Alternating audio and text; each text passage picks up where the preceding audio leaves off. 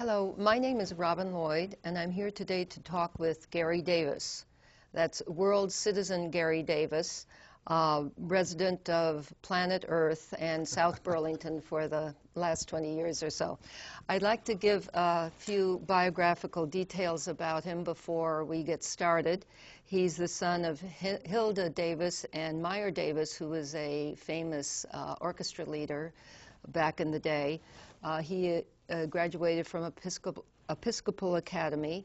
He was a Broadway actor until 1941 when he was drafted into World War II. He was a bomber pilot. He dropped bombs on cities in Germany.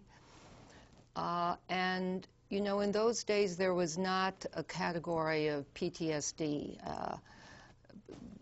You know, people were not attentive to the concerns of soldiers after they came back from the war.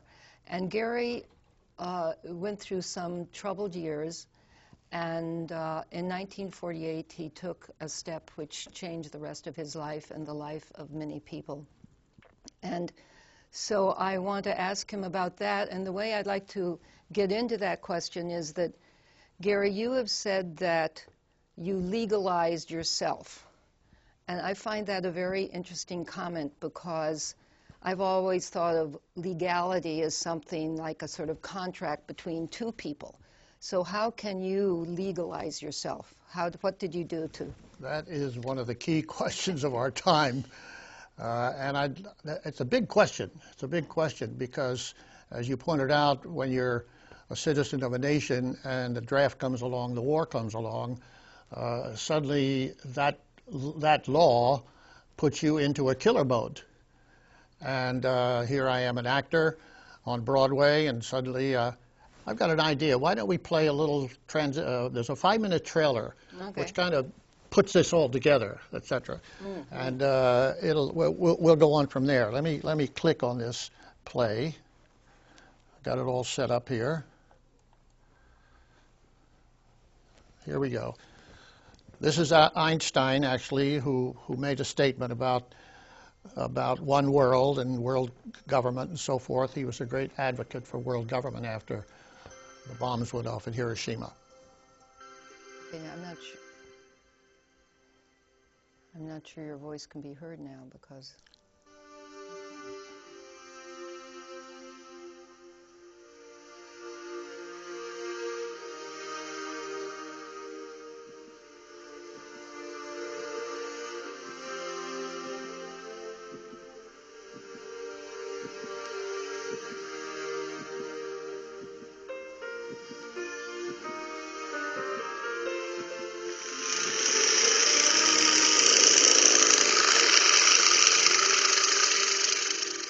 Garry Davis was a rising Broadway star. The night he stood in for the ailing Danny Kaye, he brought down the house, getting 13 curtain calls.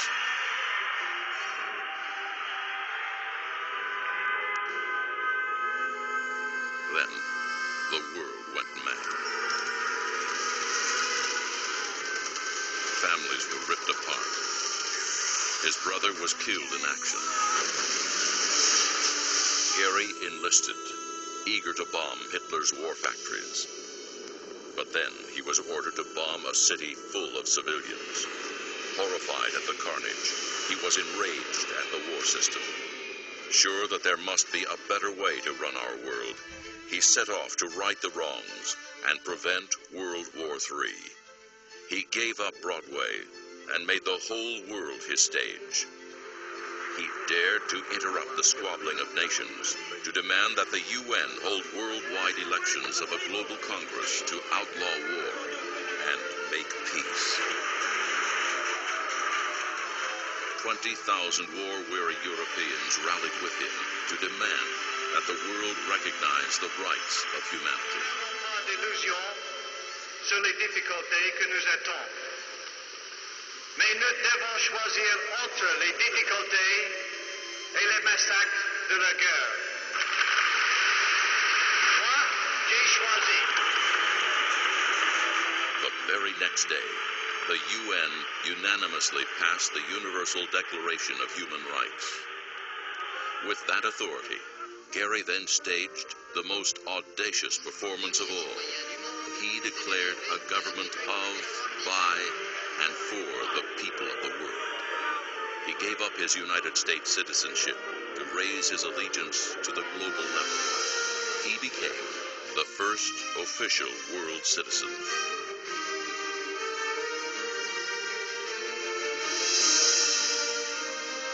His new government issued IDs, marriage licenses, and passports. Nations first rejected them and locked Garry up for failing to have national papers. But amazingly, hundreds of thousands began to register as world citizens. Nations around the globe began to stamp the world passports. Thousands of refugees and detainees, incarcerated for years for lack of identity papers, obtained world passports, and for many, freedom. Today, Garry Davis still stands up for a world most people can only dream about. A world in which humanity is united. A future in which we free ourselves from the scourge of war and oppression. A world in which we are one. The Garry Davis Story. Wow, well, that's quite a story, Garry. You not only legalize yourself, you're trying to legalize all of humanity somehow. Well, that's a good point, because I illustrate it by two globes, actually. If you take this globe, this is the legal globe in which we're living. All these lines here are nation states, and the law is within that framework. If you take the real world, in other words, the world that the astronauts are circling around, you get an entirely different view. Yeah. You get what I call the vertical view. This is the real world. Now, what's the law for this world, you see? If there's no law for this world, then the laws here, which divide us and set us apart from ourselves and so forth, in which there's a kind of a global anarchy, prevails. And that's what I thought when I was bombing people. Here I am, an actor on stage, and here I'm bombing people who should be my audience, making them laugh and being happy and so forth. And I said, there's something wrong with this. Why is not this a crime? And I thought to myself, it's not a crime because the people that I'm killing are not legal human beings. They're not legal. They're Germans, or they're French, or they're this. In other words, they fit into this world here. This world, which actually, you might say it's a carryover from another age. So would you say then that nations are the cause of war? Nations are not the cause of war. It's the anarchy between them that breeds war. In other words, the nations say it's a dangerous world out there. As Obama said the other day, God bless the United States of America. And Sarkozy would say, God bless France. And Medvedev would say, God bless the Soviet Union. And so it's all nonsense. God created the cosmos 14 billion years ago. So that's the way we think. In other words, we think in two ways. The tape you just saw could be viewed all over the world. Obviously, everybody's on YouTube and so forth and so on. So from a point of view of space and time, this is the world. This is the real world. We go online, and what are we going around? We're going around because there's satellites up here giving us the possibility of sending a message around in a nanosecond, and we're used to that. That's one world.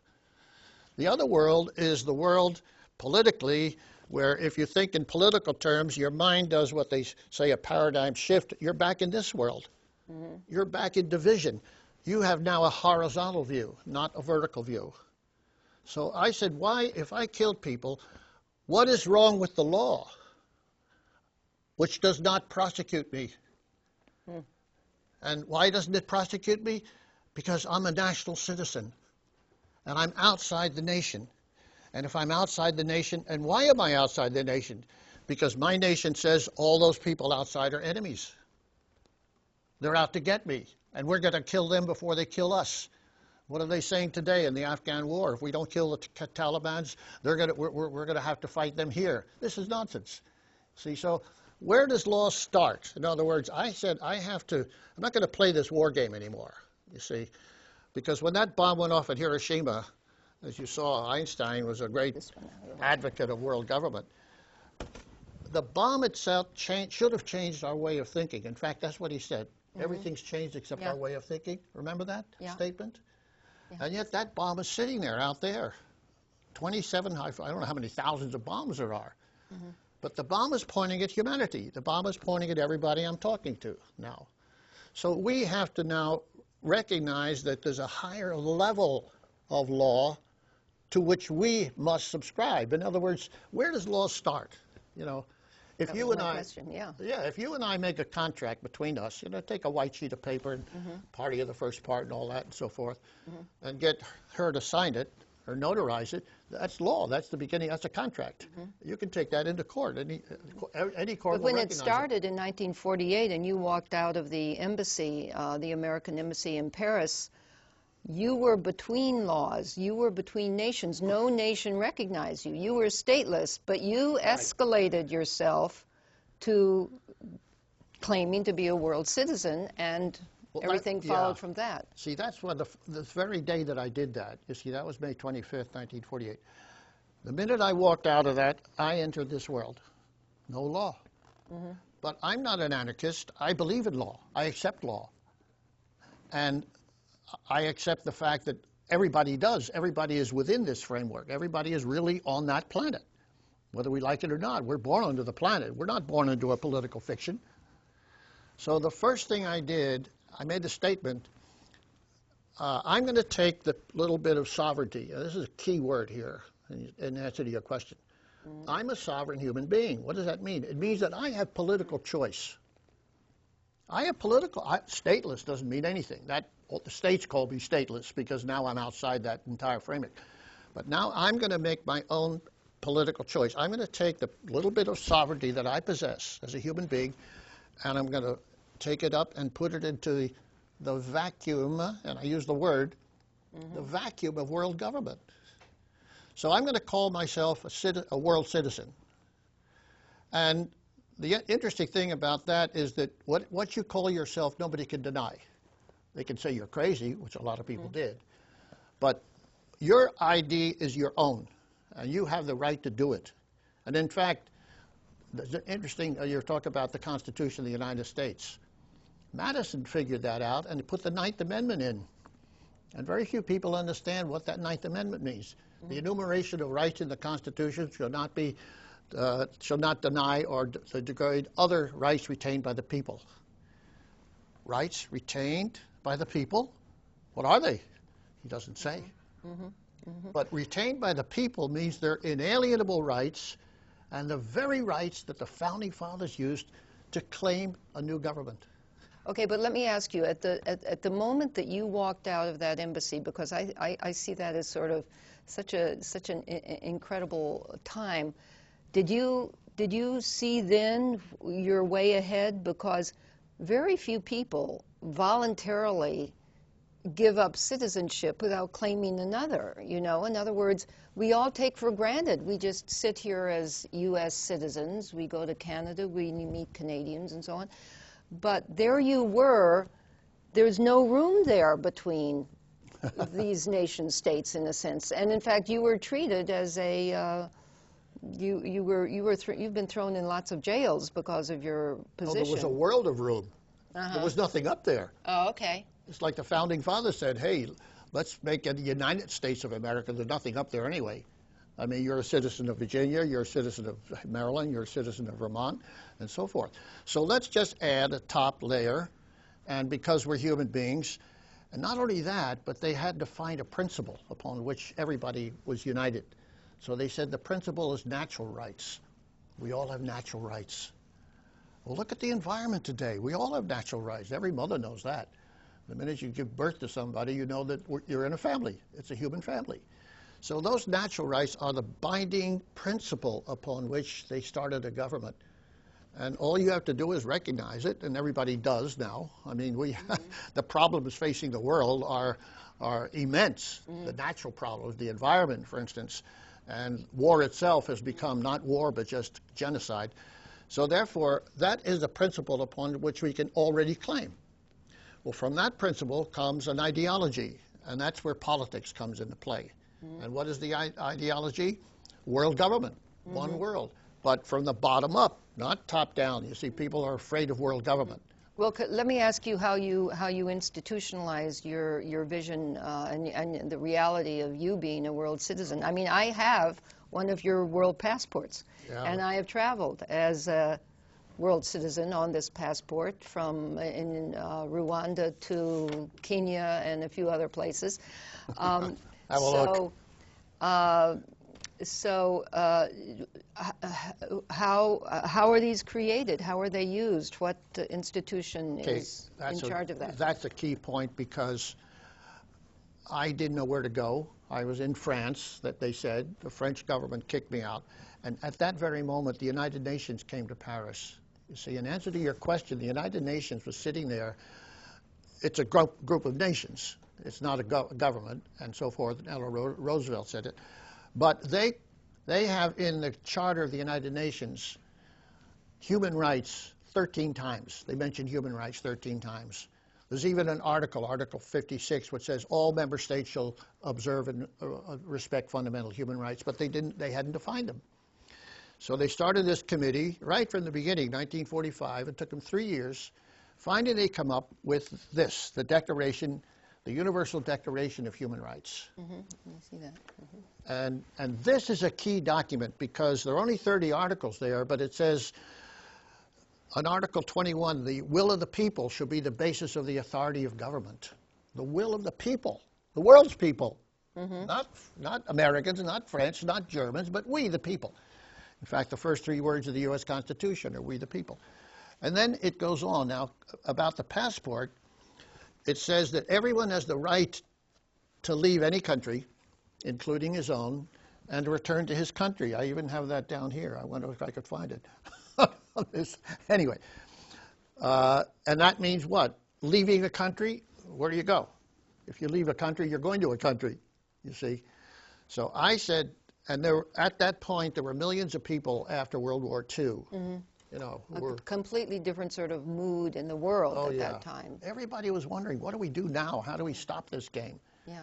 And so I said, we need a document representing one world, freedom of travel. And I didn't have a document anyway, so I had nothing to lose. So I printed the first passport and started traveling with it.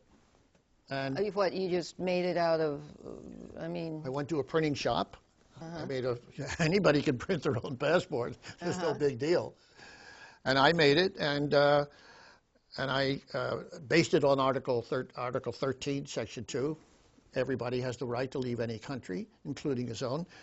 And I tried it out. I was invited by a South Indian sage. He said, this is a great idea. This is what we teach, you know, universality and so forth. Come to India, and I want to we'll talk it over with you and so forth. And that was my first voyage. In fact, it's in that book over there, My Country is the World. I don't know whether there's a camera on it.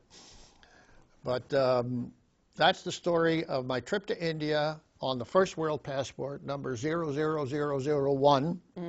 And I left India, actually, with a pack on my back, no money in my pocket, didn't have a penny. You see, I didn't want to have any money.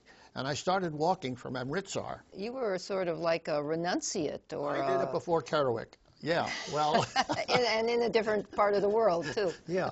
Well, that's what the guru taught me. He said, give up, you know, you don't, if you give up everything, you can't give up yourself, you can't give up your integrity, you can't give up your sense of justice, you can't give up the real things, etc. And just start walking with this Mickey Mouse passport. And when I arrived, it took me 3 months. Where did you walk? From Amritsar in the Punjab, from India. I started walking from India. Okay, that's a long walk. But to where? To Pakistan? No, did Pakistan exist then? I was in Pakistan. I was in Afghanistan. I was in Kabul. Wow. And then I got to Iran. And in Iran, I was stopped. But it's an interesting story. It's a very interesting story. You have to read the book. Yeah, read the book. The book is on Amazon. All my books are on Amazon. So what I did was I proved to myself that it worked. I could work it. That all these frontiers are like fictions, you know. What are they? Yeah, they're claiming, where's your passport? Give them a passport, you see. Our passport actually is this is an update of the passport, and it's been certified with the International Civil Aviation Organization in Montreal, because every passport now has to be machine readable. So our passport has an alphanumeric code line and so forth, so it looks exactly like every other passport. So I just came back from California. I was flying JetBlue and so forth. There's a meeting out there. I traveled with my world government passport. Now, I don't say it works every time, but we have to work it, you see. That's it. We have to claim our world citizenship. In fact, world citizenship starts at birth. One of the things we have, we issue a birth certificate, for instance. Mm-hmm. Now, the birth certificate is a very important document because it identifies us as a human being. That sounds ridiculous. But it's based upon Article 1 of the Universal Declaration. All human beings are born free and equal in dignity and rights. They're endowed with reason and conscience and should act towards one another in a spirit of brotherhood. Mm-hmm. See, Obama was talking about that in his speech the other day.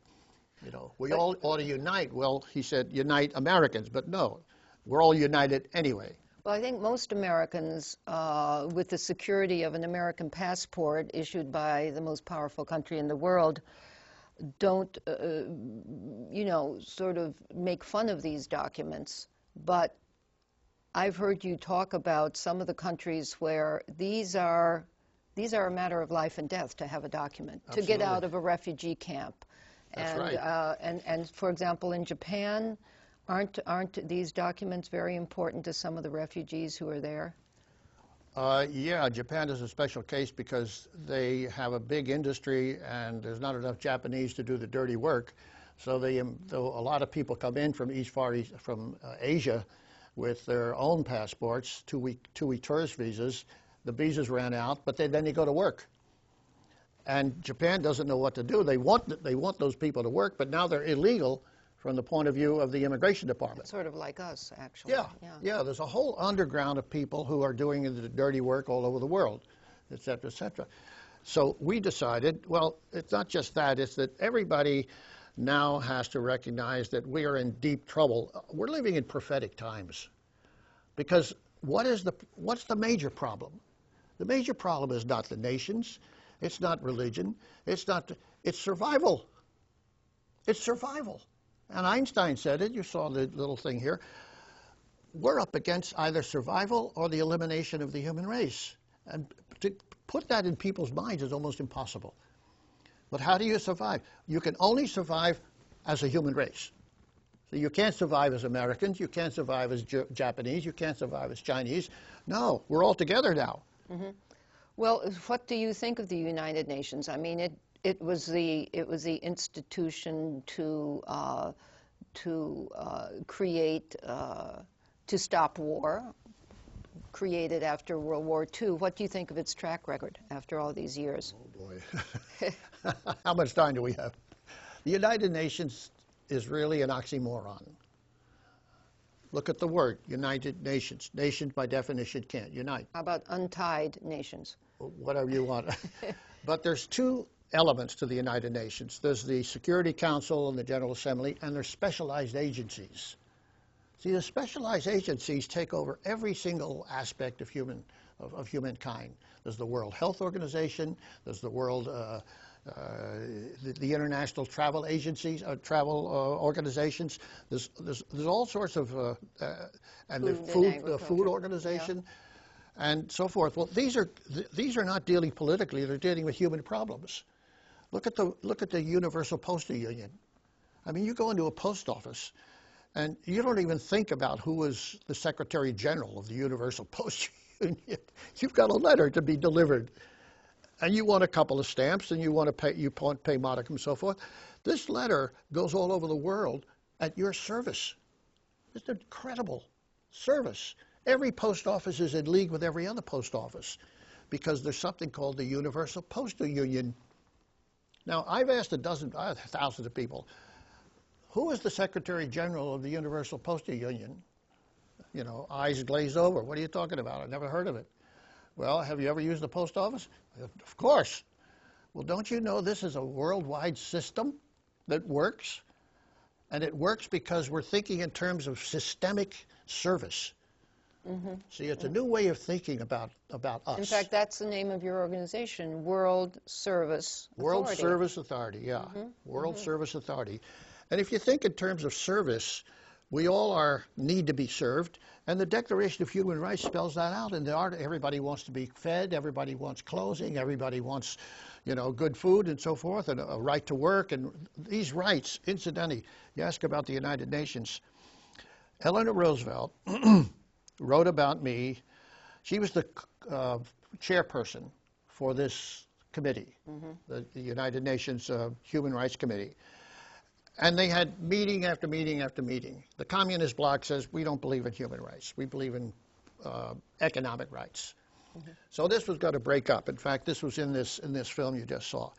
They had to have the meeting, the vote, actually, on December 10th, 1948. And it was going to break up because the communists were not going to vote yes. And we had that huge meeting that you saw, the 20,000 people there, on the 9th of December, the day before this vote was going to be taken on the Declaration of Human Rights. Wow. And because we had caused such a willingness to unite and so forth, as world citizens, the communist bloc said, we're not going to vote. We're going to abstain. We're not going to vote no, we're not going to vote yes, you see. And the next day, they voted the Declaration of Human Rights unanimously, and we said, thank you very much. This is us you're talking about. We're the humans you're talking about, so therefore we're going to take this and start running with it. And Article 28 says everyone is entitled to a social and international order in which the rights and freedoms set forth in this declaration can be fully realized. Well, that's us.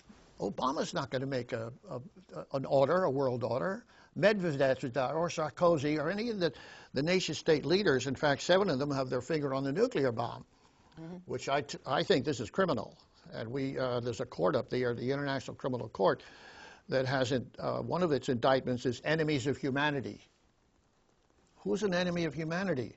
Well, you could say, well, the Ferengis are enemies of humanity.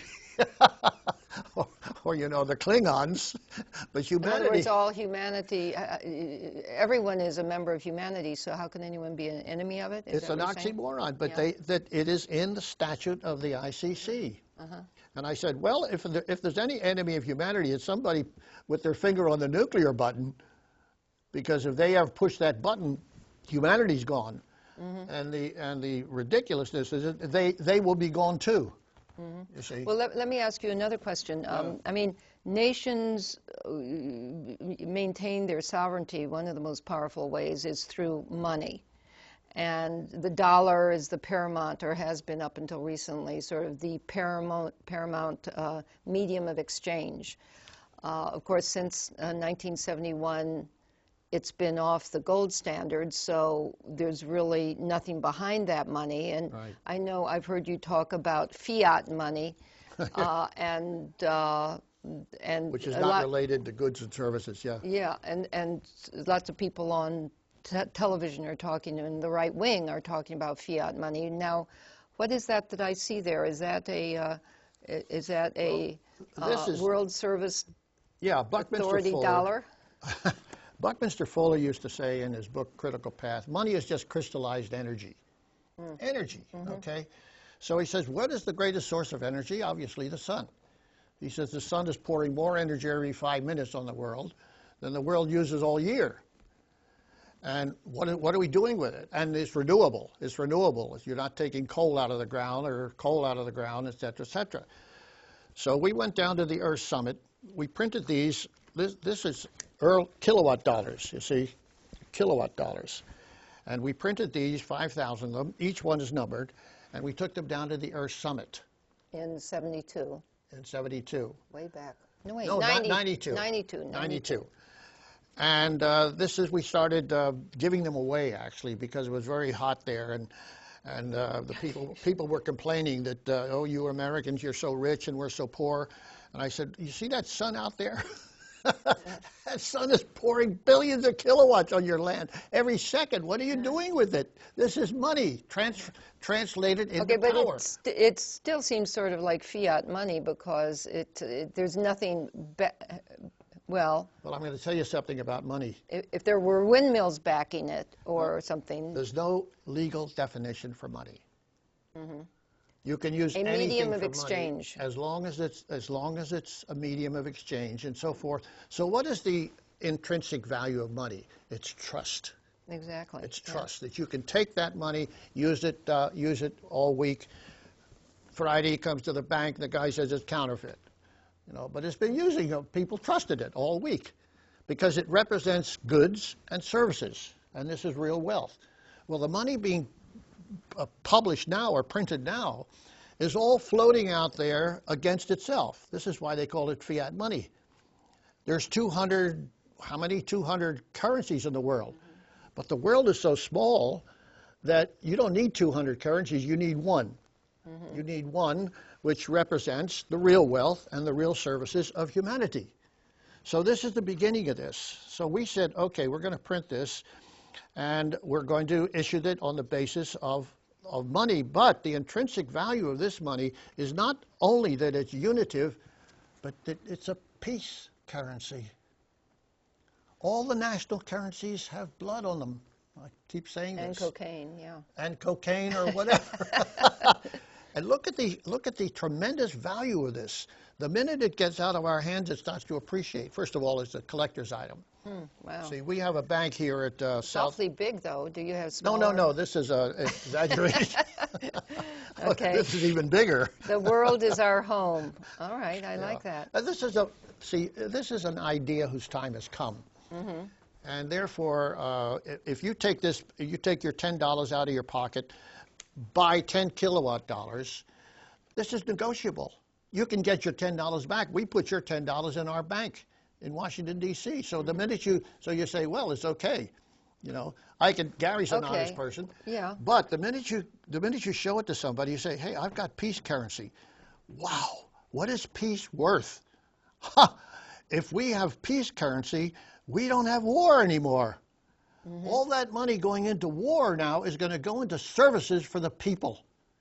And it's so ridiculous. Everybody knows this. I'm not saying anything that everybody doesn't know already. I mean, the money that's flooding out of the United States because of this phony war and terrorism and so forth is the end of the United States of America. I said that on September 1st. Well, you are definitely a utopian because, to build that trust, I would think maybe you need your own bank and Sure. I think people have to get exasperated with the current system. Well, money has been diverse since the beginning of time, and a lot of communities have started their own currencies. You well know. Mm-hmm. I think Burlington had a bread dollar or something, and Toronto has its own currency. As long as it's within the economic structure inside, it works. Mm-hmm. Because people work it, you see. So it's just a medium exchange. Well, I have books and books and books about world currency now. There's no big deal here. But I happen to be, an actor or an activist or whatever, and I say, well, let's do it. Let's make it. Let's create this world government from our sovereignty, from the ground up. And my office in Washington receives mail every day from people all over the world saying, I want to be a world citizen, and especially people on the bottom, the refugees you were talking about, stateless persons, they have nowhere to go. We get letters from families sitting in refugee camps, in Port Sudan, mothers with kids. The kids have dysentery. The kids, we can't get out of here. We came from Amritsar, we came from here and so forth and so on. The first thing they asked us when we got into Sudan was, who are you? Where's your document?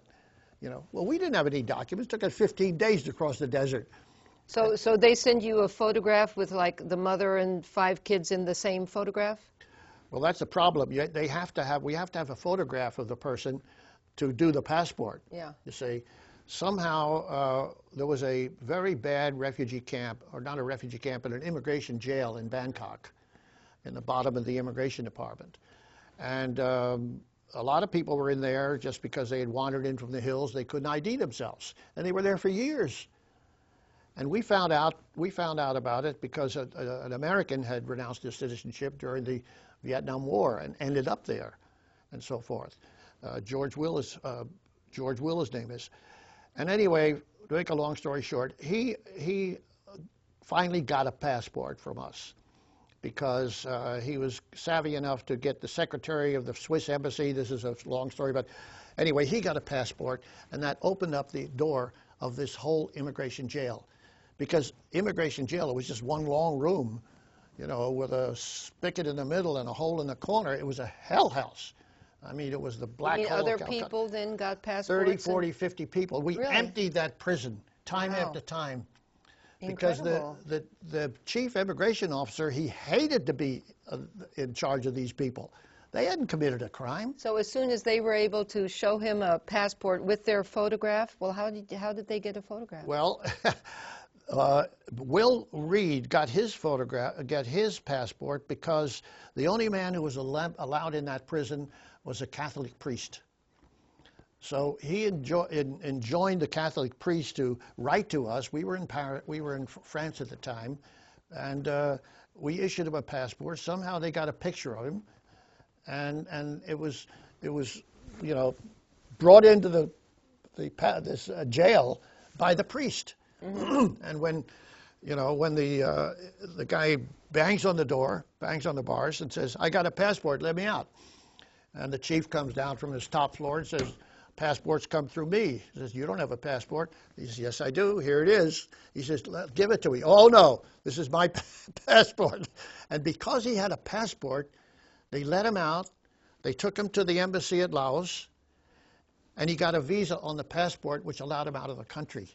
You see, there's so many incredible stories about this passport and so forth, and that's why I write these books. Well, we just have a few minutes left. Tell me, as world citizens, and I hope the viewers will write to or go online to worldserviceauthority.org. Is that it? Could you mention this because you were involved in this story? Yeah, well, here. that's what I want to ask is what can world citizens, once you claim yourself as a world citizen, then what? What can you do? Very good question. There are two major programs.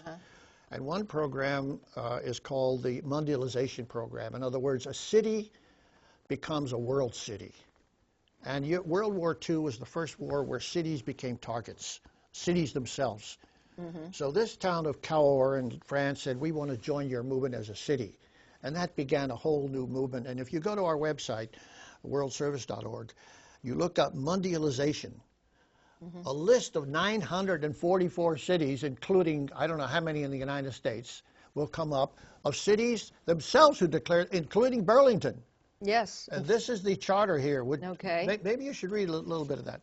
The city of Burlington is now resolved by the City Council that the city of Burlington hereby recognizes its status as a world citizen. A world city. Excuse me, as a world city. I was moving on there. Be it further resolved that the citizens of Burlington recognize their sovereign right to declare that their citizen responsibilities extend beyond the boundaries of our city, state, and union. And be it further resolved that the citizens of Burlington are urged to pledge their efforts to the establishment of world peace, economic justice, and ecological security based on just world law. And so on. Thank you, Burlington citizens. And as a symbol of our world citizenship, we will display the Earth flag at the newly renovated City Hall Park. Now, this was all passed in 1992. I don't think that world flag is up there now. But no, I don't think so either. Well, this is the Korean War came along, the Vietnam War came along, but this is spreading very slowly. Cahors just had a 60th anniversary of their recognition of the world city. Many of them were done in the 50s and 60s. The second program that people are involved in is called Syntegrity, World Syntegrity Project. And this is an incredible way, based upon Bucky Fuller's geodesic dome. Oh, wait, no, that's upside. Icosahedron. Oh, wrong way. This is a way to have a meeting, and we had one in Edmonds School, remember? What was it, 92? Probably, yeah. And we're asking just one question. The minute you come to this meeting, you're in world psychological, political, economic world territory. The question is very simple. How can we, as sovereign world citizens, govern our world? In other words, it's our world and we're the governors, right from the beginning. And then, because of the structure, it's an incredible structure. People are situated in these vertices and so forth, and it develops what we call synergy. In other words, consciousness raising. Consciousness raising. This is very important. And then you take their, it's a 3-day meeting, and there are statements which come out of it. Very condensed statement. What do people want? You know, what do people want on the ground floor level? And then we take the statements and we put them on the internet. And they're read by anybody in the world. It's like a virus. And we had 30 cities when this started, all over the world, and we're asking the same question. See, what really is, this is psychological world territory. When you come into that meeting, you are on psychological and political world territory, you see, the real world, and so forth.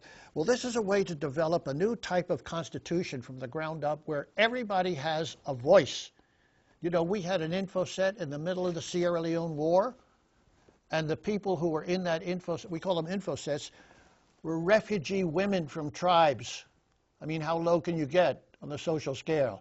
And they came in with their beautiful headdresses and their beautiful costumes and so forth, and they, for the first time, were not humiliated by their status, because their status was, first of all, African women, first of all, women themselves, third of all, refugees, and then cast off from tribes. How humiliated can you be? They came into there, and for the first time they said, we now have a voice, not in our Sierra Leone, not in our nation, not in the Africa, but in the world. You imagine what that gave them? Because they knew, they weren't stupid. They knew that what they had decided in that info set was going to be broadcast to the world through the internet. So people can read the decisions that were made or the recommendations, whatever you might call it, on your website? Right. So there's two programs that I just mentioned. Mondialization, because every citizen who was in a world city has made a declaration of world citizenship.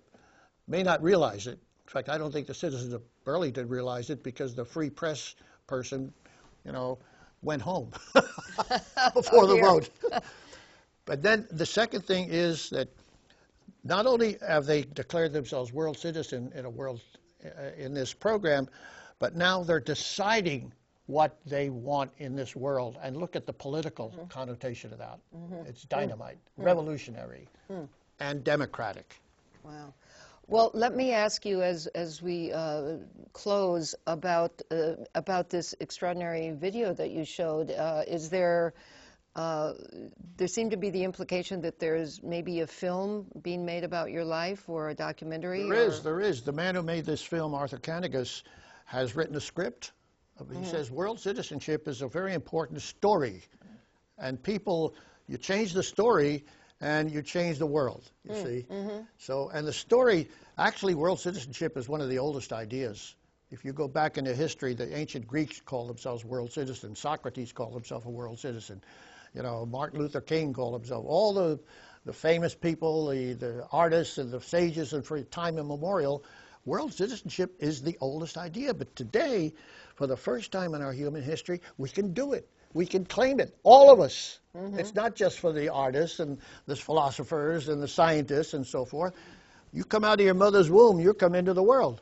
Okay? Is the guy's name George Beck? What's the Beck, the right-wing commentator that is so opposed to any kind of world citizenship? It's unfortunate that there's this drive or fear that's been built up about I did my New Year's, I know that. I've been a New World Order. We don't want New World Order.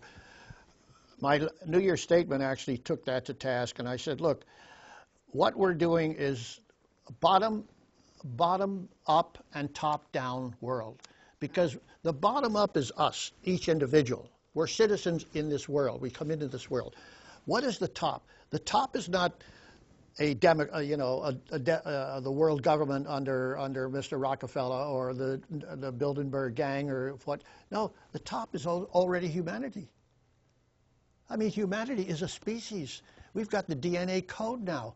We know that our codes are the same. Every part listening to me, your code and my code are practically the same. You see? So there's no big deal here. It's there, and it's now.